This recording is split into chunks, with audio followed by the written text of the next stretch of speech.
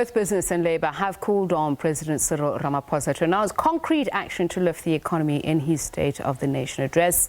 His fourth SONA comes in the midst of gloomy economic data indicating the unemployment rate remains at a record high of 29.1%, with further production cuts in the crucial manufacturing sector. We're joined now by Owen Nkomo, CEO of Inkunzi Wealth Group. Owen, a very good evening to you. Just listening to my colleague there, Mzwandile Mbeche, speaking about how the President is hoping to carry everyone along, widespread support for the kind of interventions they will announce. But my question is, what concrete interventions can he announce, especially in terms of structural reform? Looking at the latest Momentum UNISA Household Wealth Index, I don't think it spells any indication that he will be able to do anything drastic. Look, I mean, doing something drastic is a choice, so that the president has to make, and his parliament, or rather his cabinet, has to accept as well and support him in so doing. And I think that to simplify this, the kind of economic environment we're facing here, the government collects taxes, puts them into use in the economy for the benefit of the citizens. So this equation must balance.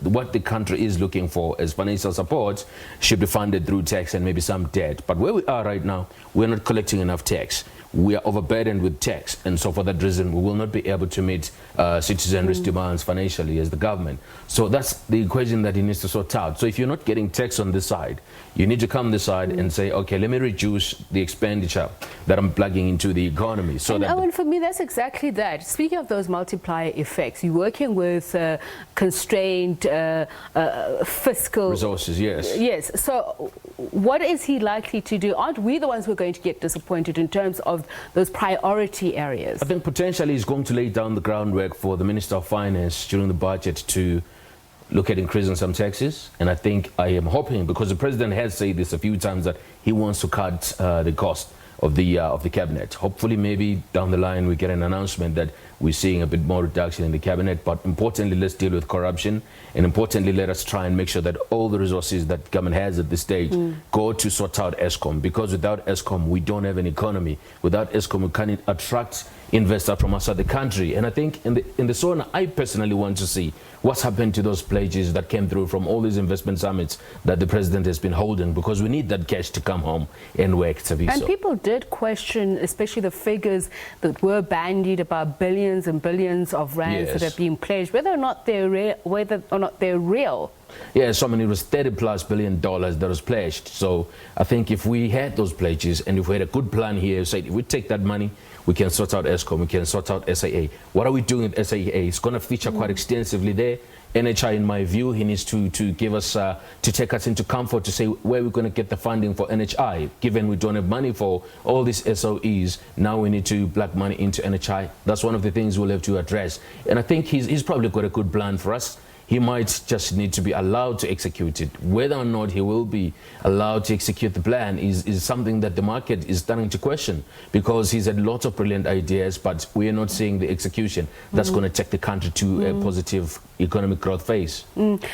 Now, I want to talk about load shedding. That's obviously something that political parties and we saw the manufacturing figures that came out. Production fell 5.9% year on year. So that has a major impact on our growth output as well. Is there much that he can do, given the circumstances, given the fact that ESCOM itself has said a lot of what needs to happen is really a long-term strategy, mid to long-term strategy? Yes, it is. But you know what needs to happen? The work needs to start now. We need to create an environment, particularly around policy certainty, that says when we say we're going to do this, we actually go and we do that. There's no public debate that shows different legs of this coin happening within the same party, happening within the same leadership, which has happened this week with SAA, if you saw that, when we're talking about the business rescue practitioners.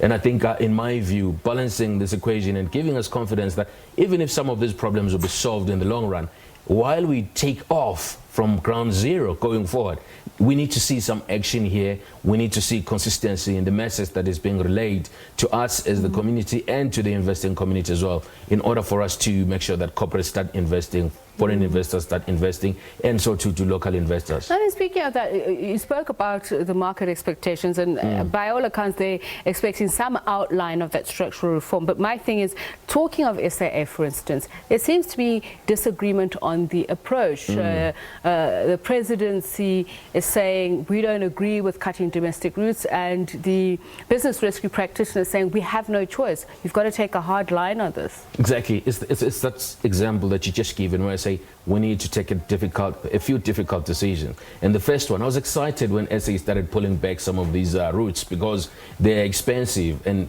SAA has to do whatever they can to reduce costs. And if they're not allowed to do that, what other decisions are we seeing being impeded as a process of trying to get the country back to its feet is being done? You know, I think it's a big challenge on SABC, so we cannot continue to say we will sort this out, and we don't show any progress and any results. I mean, I think the president needs to take this opportunity to make sure that he can convince us that he's being tough on all these people that are impeding the process, is being tough on corruption, and we can get some results and grow the economy and drop unemployment. I'm thinking, how can he impress? Griselda and Mzandile earlier on speaking about how the president met entrepreneurs. Yeah. We know that small to medium enterprises have suffered greatly because of load shedding. Yes. So what is he to, what can he say that is going to encourage them that there is a silver lining, there is light at the end of the tunnel, and it's not an oncoming train? It's not about what he says. It's about what he does. It's about what the Minister of Small Enterprises does. It's about what the government procurement departments do to make sure that small businesses can prosper, to make sure that these departments are paid on time.